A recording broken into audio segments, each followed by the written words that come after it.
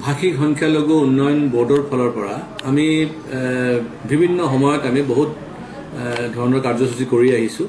আৰু যিসকল আমাৰ বেনিফিচিয়াৰী আছে সময় সময়ত আমি যেনে ফিল্টাৰ দিয়া প্ৰেছাৰ কুকাৰ দিছোঁ আমি যোৱা বছৰ আমি বহুত গোটেই অসমত আমি ই ৰিক্সা দিলোঁ এই বছৰো আমি আকৌ ই ৰিক্সা দিয়াৰ প্ৰক্ৰিয়া আৰম্ভ হৈছে আৰু গোটেই অসমত য'ত য'ত ভাষিক সংখ্যালঘু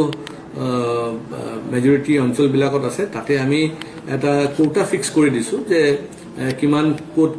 ই ৰিক্সা যাব আৰু সেই হিচাপত আমি ফৰ্ম ৰিলিজ কৰিছোঁ কাৰণ যোৱা বছৰ যেতিয়া ই ৰিক্সা বিতৰণ কৰা হৈছিল সেই সময়ত বহুতে গম পোৱা নাছিলে আমি পেপাৰত আমি এডভাৰটাইজমেণ্ট দিওঁ বা ধৰক অনলাইন ৰেজিষ্ট্ৰেশ্যন হয় কিন্তু যিসকল দুখীয়া মানুহ তেওঁলোকে কেতিয়াবা গম নাপায় সেইকাৰণে আমি এটা নতুন পদ্ধতি আৰম্ভ কৰিছোঁ আমি এইবাৰ আমি এই ফৰ্মটো আমি বনাই দিছোঁ এই ফৰ্মটো ফিল আপ কৰিব আৰু ফৰ্মৰ লগতে ইয়াত এটা কোড নম্বৰ আছে এই কোড নম্বৰটো খুব ইম্পৰ্টেণ্ট এই কোড নম্বৰ বেচিছত অনলাইন আকৌ এপ্লাই কৰিব অনলাইনটো খুলিব আপোনাৰ 1 ডিচেম্বৰৰ পৰা 30 ডিচেম্বৰলৈ আৰু ফৰ্ম বিতৰণটো হ'ব একদম 30 নৱেম্বৰলৈ তেওঁলোকে ফৰ্ম ল'ব পাৰিব আৰু ফিল আপ কৰিব পাৰিব অনলাইন ৰেজিষ্ট্ৰেশ্যন যেতিয়া কৰিব এটা কথা মনত ৰাখিব লাগিব যে ইয়াতে কোড নম্বৰ যিটো দিয়া আছে এপ্লিকেশ্যন যিটো কোড নম্বৰ এই কোড নম্বৰটো অন্তৰ্ভুক্ত কৰিলে তেতিয়াহ'লে তেওঁৰ ৰেজিষ্ট্ৰেশ্যনটো কমপ্লিট হ'ব এই ফৰ্মৰ মাধ্যমত আমি দুটা বস্তু দি আছো এটা হৈছে ই ৰিক্সা আৰু এটা হৈছে মপেড কিন্তু এজন ব্যক্তি এটা আইটেমক সিলেক্ট কৰিব পাৰিব হয় তেখেত ই ৰিক্সা সিলেক্ট কৰিব পাৰিব অথবা মপেড সিলেক্ট কৰিব পাৰিব দ্বিতীয়টো হৈছে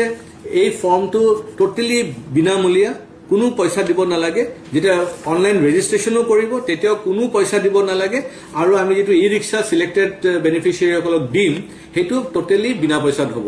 এক পইচা কাৰো দিব নালাগে আৰু কোনো ধৰণৰ ইনকাম সাৰ্টিফিকেট বনাব নালাগে কোনো ধৰণৰ ডকুমেন্টছ নালাগে এক্সেপ্ট ফৰ্ম ফিল আপ কৰি আধাৰ কাৰ্ডৰ জেৰক্সটো দিব অনলাইন যেতিয়া কৰিব হেতু আপলোড কৰি দিব আৰু যেতিয়া সিলেক্টেড হৈ যাব এজন ব্যক্তি যেতিয়া সিলেক্টেড হৈ যাব ই ৰিক্সা পাব কাৰণে বা মপেড পাব কাৰণে তেতিয়া তেখেত তেওঁৰ ইনকাম সাৰ্টিফিকেট প্ৰডিউস কৰিব লাগিব তেখেতৰ ডিটেইল যেটো অৰিজিনাল ডকুমেন্টছ হেতু কৰিব লাগিব এই ডকুমেন্টছ বিলাক যদি ঠিক থাকে তেখেত পাই যাব তেতিয়া যদি ডকুমেন্টছত কিবা গণ্ডগোল থাকে তেতিয়াহ'লে নেক্সট সিলেক্টেড পাৰসন তেওঁ পাই যাব এই কাৰণে মই ভাবো এটা ভাল স্কিম এটা আহিছে আৰু সকলো ৰাইজক জনোৱাৰ কাৰণে আমি এইখিনি ফৰ্ম বনাইছো আৰু ডিস্ট্ৰিবিউচনৰ কাম ইতিমধ্যে আৰম্ভ হৈছে আমি গোটেই অসমত আমি ডিস্ট্ৰিবিউট কৰি আছো যিসকল ইন্টাৰেষ্টেড 25 বছৰৰ পৰা 50 বছৰৰ ভিতৰত যিসকল ইন্টাৰেষ্টেড যিসকলে নিজে হয়তো মপেড চলায় বা নিজে হয়তো ই ৰিক্সা চলায় তেওঁলোকে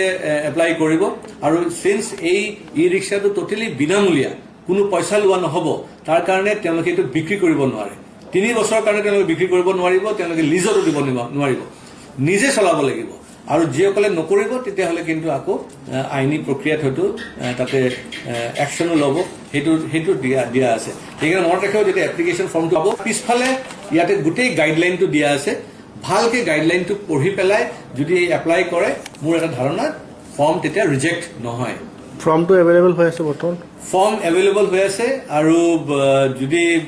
আমাৰ অফিচৰ পৰা ডাইৰেক্টলি ল'ব বিচাৰে গুৱাহাটীত তাৰ পৰা ল'ব পাৰিব আমাৰ যি অফিস ষ্টাফ আছে তেওঁলোকে কন্টেক্ট কৰিব পাৰিব বা আমি বিভিন্ন ঠাইত আমি আমাৰ ব্যৱস্থা কৰি আছো মানে পৌঁছাই দিয়াৰ কাৰণে কিন্তু এটা কথা মনত ৰাখিব এই ফৰ্মটো জেৰক্স কৰিব নোৱাৰে ফটোকপি কৰিব নোৱাৰে আৰু এই ফৰ্মটো টোটেলি